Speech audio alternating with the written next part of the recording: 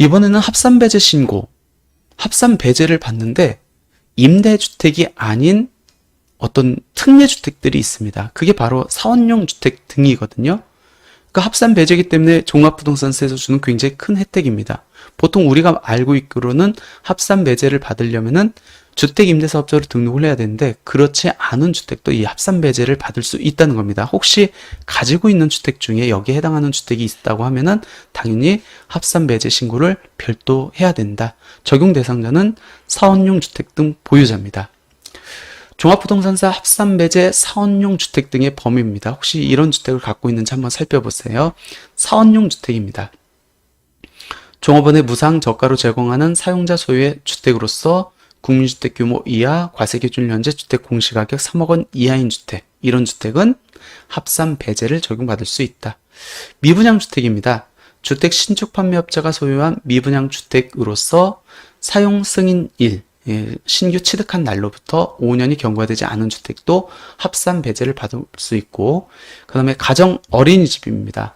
지방자치단체 인가 세무서의 고유 번호증을 발급받고 5년 이상 계속해서 가정 어린이집으로 운영하고 있다. 이 주택도 합산배제, 종부세에서 빼준다라고 보시면 될 것 같습니다.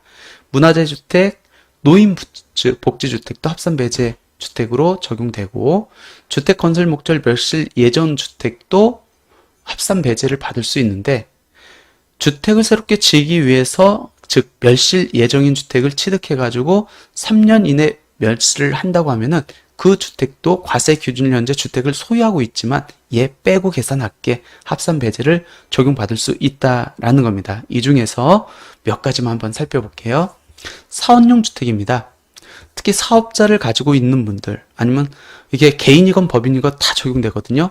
사업자를 가지고 운영하는 개인 사업자, 아니면 법인 사업자가 무상이나 저가로 제공하는 사용자 소유의 주택이면은 합산배제 요건을 적용받을 수 있는데, 국민주택 규모 이하여야 됩니다. 그리고 과세기준 현재 공시가격 6억 원 이하여야 됩니다. 아까 제가 여기에서는 3억 원이라고 했는데 이게 3억 원이 아니고 6억 원입니다. 최근에 종합부동산세법이 개정돼가지고 공시가격 6억 원 이하인 주택이어야 된다. 근데 주의해야 될 건 뭐냐면 사원용 주택입니다. 그러니까 종업원에게 무상이나 저가로 제공하는 사용자 소유의 주택이에요. 근데 그때 종업원의 범위는 특수관계자가 없어야 됩니다. 그럼 특수관계자가 없다는 의미는 어디까지입니까? 4촌 이내의 혈족, 3촌 이내의 인처, 그 다음에 배우자 같은 경우는 특수관계자가 있는 걸로 보고 이 범위를 벗어났다. 그러면 특수관계자가 없다라고 이렇게 보시면 될 것 같습니다. 그러면 저가 또는 무상으로 제공해야 되는데 저가의 범위는 뭡니까? 이렇게 보시면 돼요. 전세금 또는 임대보증금이 주택 공시가격의 10% 이하, 굉장히 낮겠죠. 그거를 이제 저가로 본다는 겁니다. 그럼 나는 전세금이나 임대보증이 아니고 월세로 주고 있는데 그런 경우에는 어떻게 됩니까? 월세 등의 임차료가 있는 경우에는 정기예금 이자율을 적용해서 1년으로 환산한 금액이 주택 공시가격의 10% 이하면은 저가로 제공한 걸로 보겠다. 혹시 개인사업자, 법인사업자가 해당 종업원들에게 무상이나 저가로 제공하고 있는 사용자 소유의 주택이 있다, 법인 소유의 주택이 있다라고 하면은 특수관계자가 아니라고 하면은 이번에 합산배제 신고 기간 내에 합산배제 신청을 하면 될 것 같습니다. 이번에는 세무사님들은 조금 주의 깊게 이렇게 보시면 좋을 것 같습니다. 아마 기장하고 있는 업체들 중에서 주택 신축 판매업자가 꽤 있을 겁니다. 이 주택 신축 판매업자가 주택을 졌어요. 그 미분양 주택, 아직 팔리지 않는 재고주택도 합산 배제를 받을 수 있거든요. 한번 볼까요? 주택 신축 판매업자, 주택법에 따라 사업계획 승인을 얻은 자, 보통 이거는 사업 규모가 크기 때문에 이렇게 그 건설사들을 대상으로 하고 있고, 우리가 실무적으로 접하는 분들은 보통 이 건축법에 따라 허가를 받은 자일 겁니다. 이렇게 건축법에 따라 허가를 받아가지고 주택을 신축해서 분양을 합니다. 근데 분양을 했는데 아직 분양되지 않은 주택이 있습니다.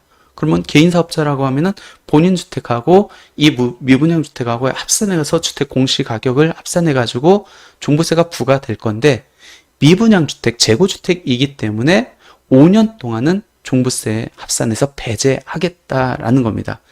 예전에는 이 주택 신축 판매업의 미분양 주택이 합산 배제가 되려면은 1년 이상 거주하지 않은 경우에만 적용됐었는데 2022년도에 종합부동산세법이 개정됐죠. 그렇기 때문에 본인 또는 타인이 1년 이상 거주하더라도, 즉 미분양 주택으로 완공이 됐습니다. 거기에 임대를 주고 임차인이 살고 있다 할지라도 신축일, 즉 사용 승인일로부터 5년 동안은 종부세 합산 배제를 받을 수 있기 때문에 혹시 기장하고 있는 업체들, 주택 신축 판매업자들이 있으면은 사용 승인 날로부터 임대 여부에 관계없이, 즉 공실로 있든 지금 현재 임대하고 있든 상관없이 5년 동안은 합산 배제 신고를 받을 수 있다. 그러면은 9월 말까지 합산 배제 신고를 해야 된다라고 보시면 될 것 같고, 이번에는 어린이집으로 이렇게 주고 있다라고 하면은 그 주택도 주택이기 때문에 종부세 합산돼야 되는 게 맞는데, 시장군수 구청장의 인가를 받고 세무서의 고유번호증을 발급받고 6월 1일 현재 5년 이상 계속해서 어린이집을 운영하고 이 요건을 충족한다라고 하면은 이 어린이집도 주택 공시가격에서 제외하겠다는 겁니다.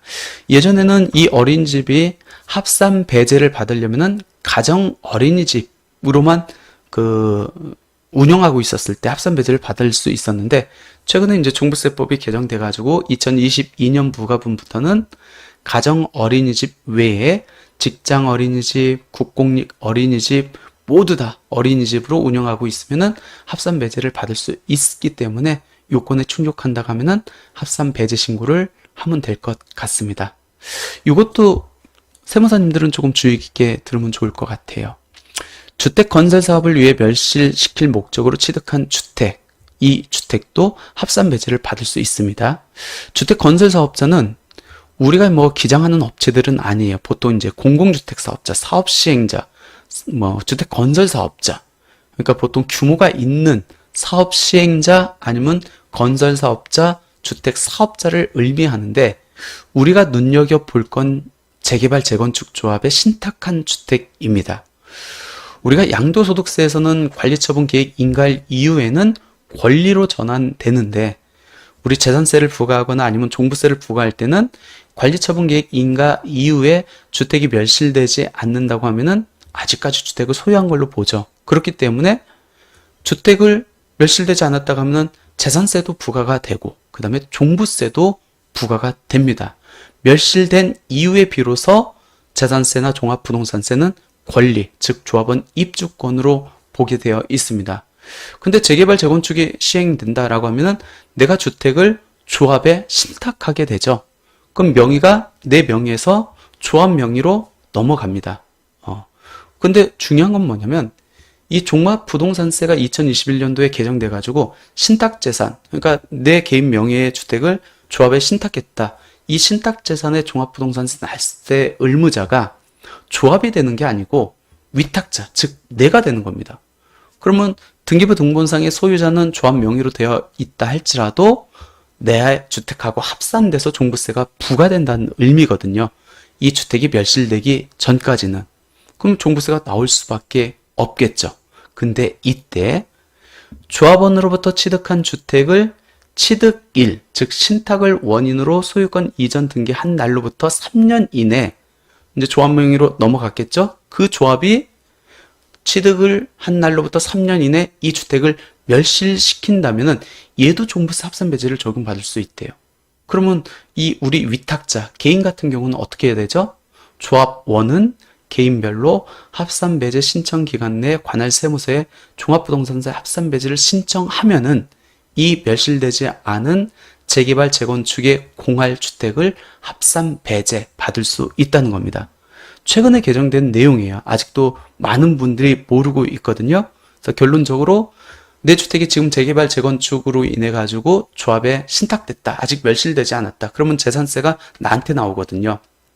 근데 그때 이거를 소유권 이전을 했다. 조합으로 그 날로부터 3년 안에 그 조합이 이 주택을 멸실시킨다면은 나는 이번에 합산 배제 신고 기간에 개별적으로 종부세 합산 배제를 신청을 하면은 이 재개발 재건축에 공할 이 주택은 합산 배제를 적용받을 수 있다라는 겁니다. 그렇기 때문에 여기에 해당한 분들은 이번에 배제 신고를 반드시 해야 된다. 그럼 합산배제 신고 어떻게 됩니까? 서식이 따로 규정되어 있습니다. 사원용 주택 등 합산배제 신고고 신고 내용 방식은 동일합니다. 이 신고 구분에 추가시키고 물건 내용하고 나머지 내용을 기재해가지고 9월 말일까지 합산배제 신고를 하면 된다. 이렇게 보시면 될 것 같습니다. 똑같아요. 사원용 주택 등을 합산배제 신고를 했습니다. 근데 요건이 충족이 안 됐어. 아니면 요건을 이제 벗어났습니다. 그러면은 다시 합산배제 재신고를 해야겠죠. 우리 임대주택처럼. 그럴 경우에는 합산배제 신고를 이 신고 구분을 제외로 해가지고 기재해서 신고하면 된다. 이렇게 보시면 될 것 같습니다.